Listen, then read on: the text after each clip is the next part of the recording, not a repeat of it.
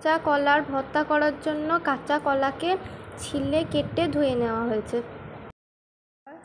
একটু সেদ্ধ করে নেব।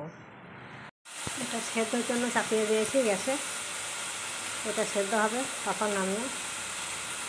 কলাটা সেদ্ধ হয়ে গেছে, এটা নামিয়ে নিয়েছি, এবং ওটা চটকে নেব।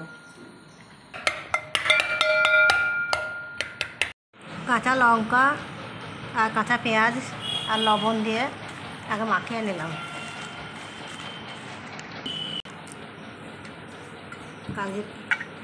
কাগজি লেবু রস দিলাম, দিয়ে কলা ভর্তাটাকে ওই পেঁয়াজ লঙ্কা আর লবণ দিয়ে যে সেলে রেখেছিলাম ওই সময় মিশিয়ে দিলাম। কাগজি লেবু আপনারা যেমন খাবেন তেমনি মিশাবেন, দেখবেন এই কলা ভর্তাটা খাবেন, দেখবেন খেতে খুব ভালো লাগবে। পেঁয়াজ আপনারা নাও দিতে পারেন, অনেকে তো পেঁয়াজ খায় না।